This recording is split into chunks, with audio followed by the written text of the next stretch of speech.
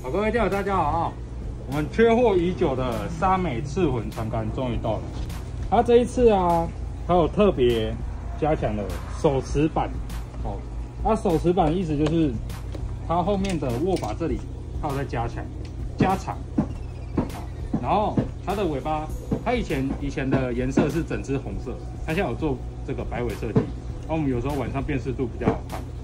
啊，这个加长的时候啊，它主要作为我们有时候手持这里腋下可以夹到杆子，就不会像之前前一版它比较短一点。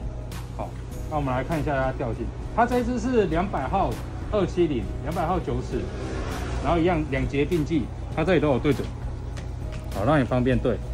晚上的时候有时候就不用还要调珠子调那么清楚。好，那我们现在挂这个是1斤的铅重。